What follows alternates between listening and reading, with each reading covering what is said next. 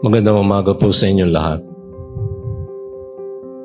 Noong mga 1970s, ang kanta ng mga beatniks ay When the Moon is in the 7th house and Jupiter is aligned with Mars.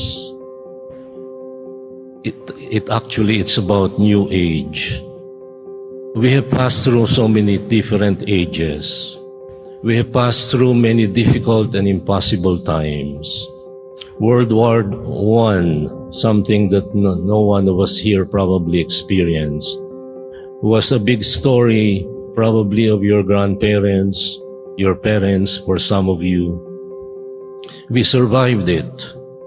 There was a mock battle in Manila Bay. Actually, it was a mock battle because Spain at the time couldn't quite do an asymmetric warfare with the United States. So they sold us for about $112,000 and pretended there was a battle. We survived, or some of you survived World War II, and our faith was getting stronger every time difficult times cropped up. In every age, O Lord, you have been our refuge. That's our hopeful response to the first reading. And yet the first reading tells us a difficult question and far more difficult to answer. Who can know God's counsel? Sino ba makakaunawa sa pamamaraan ng Diyos? Who can fathom the ways of God? Now our times are full of two things. As always, difficult things, impossible things. The first reading reminds us of these two. Who can fathom the ways of God?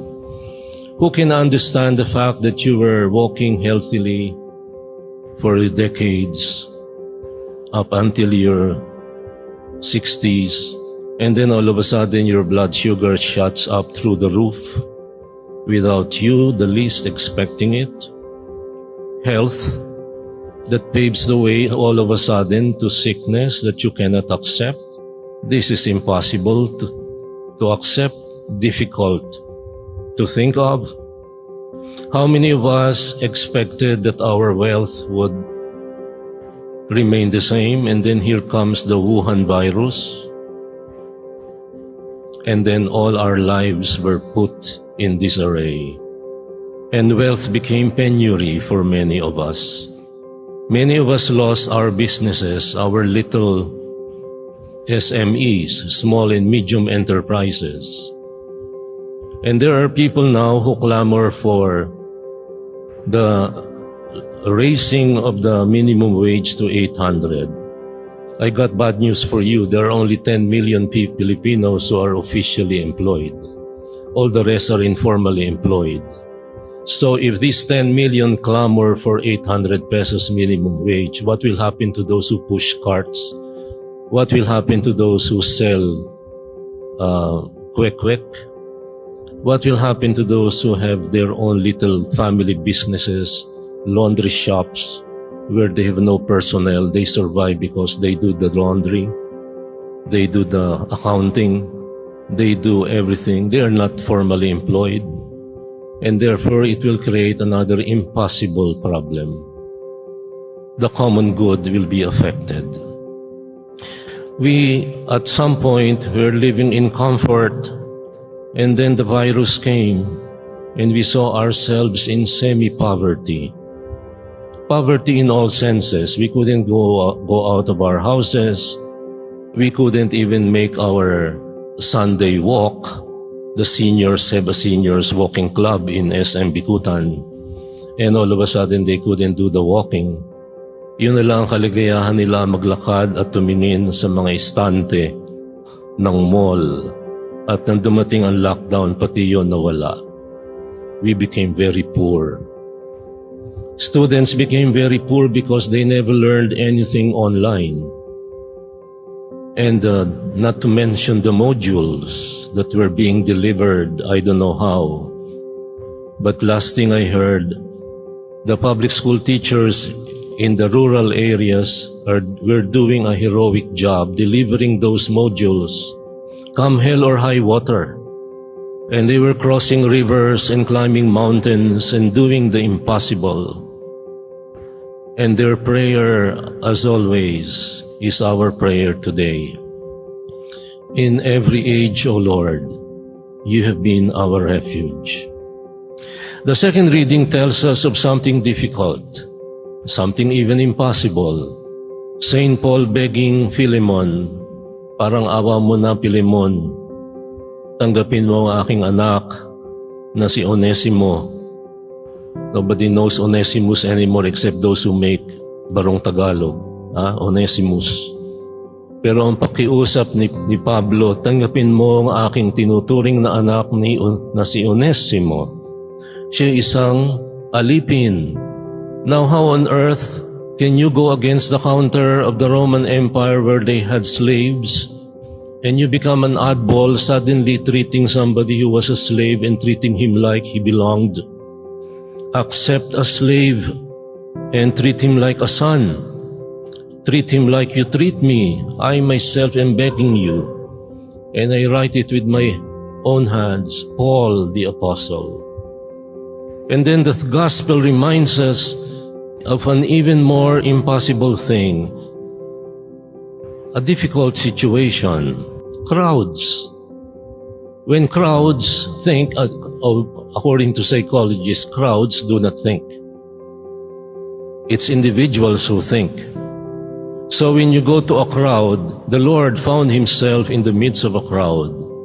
And therefore the crowds were noisy, the crowds were pushing them, the crowds were leading them to where they didn't want to go. The crowds didn't think. They were following groupthink, which is what everybody does. And we are now living in a very difficult situation right now because the crowds believe what Facebook, what TikTok. We are among the laggards in math, science, and English in Southeast Asia, but we are number 1 in TikTok.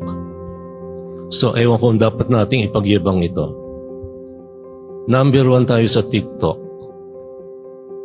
And the crowds carry us to where we don't want to go. The wokeist culture, the fake news, the false narratives, the propaganda.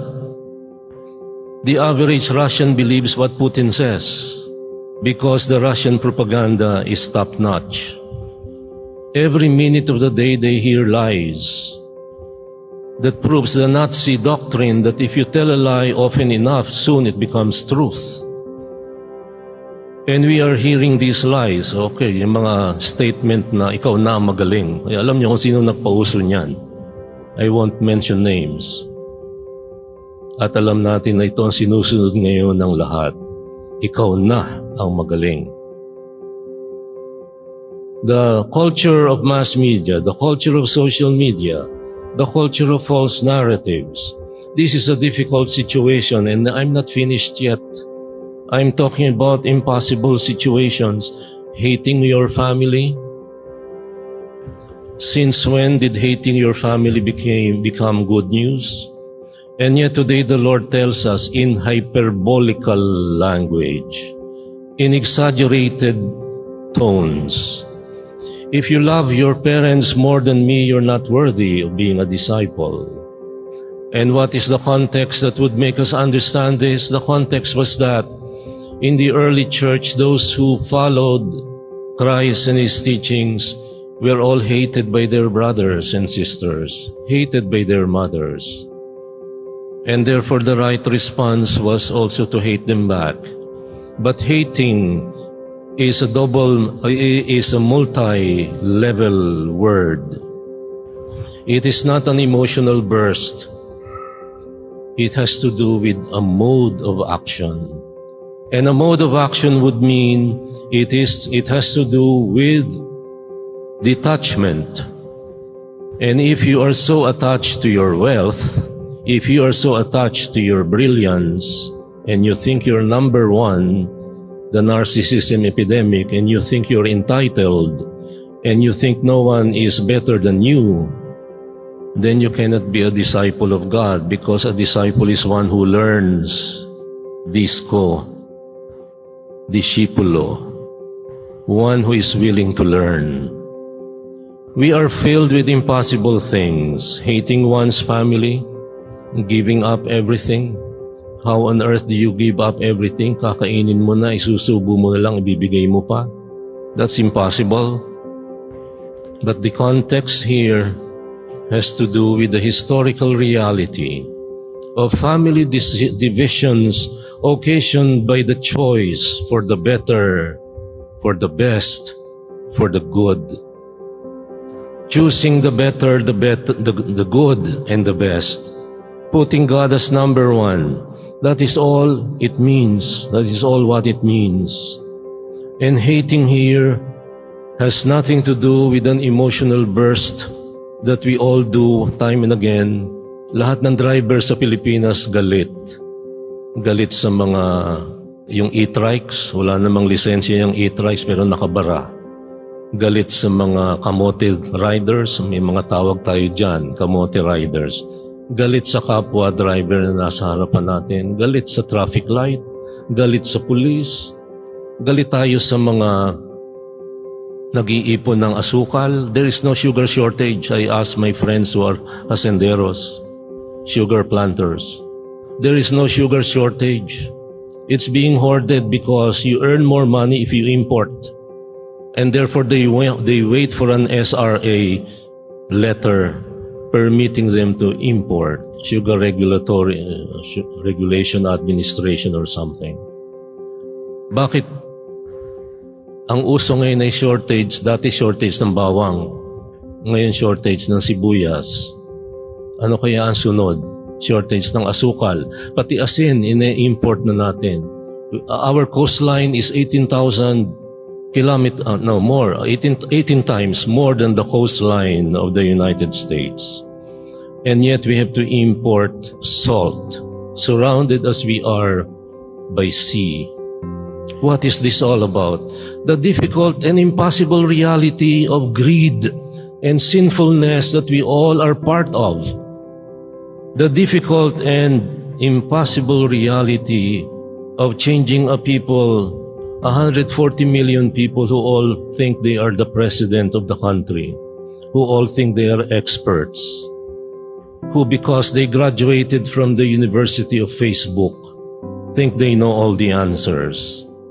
And who because of the TikTok culture think they are all entertainers and videographers who have their own channels in YouTube, in Patreon, or elsewhere. Today, we are called to task. The bad news hits us hard, but the good news hits us harder.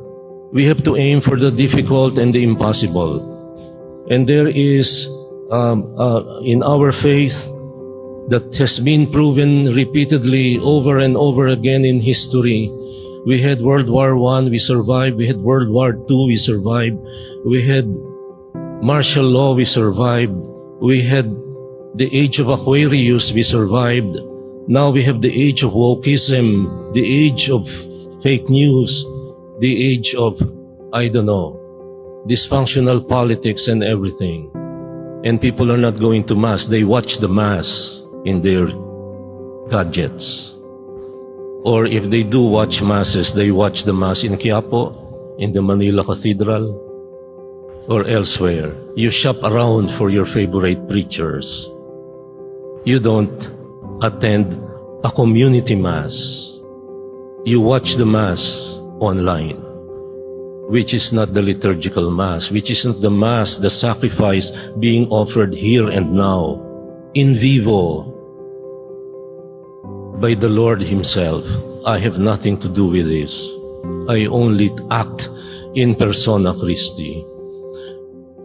We have passed through so many difficult and impossible times, and today I'd like you to hold on, because the truth remains. Come hell or high water, in every age, the Lord is my refuge.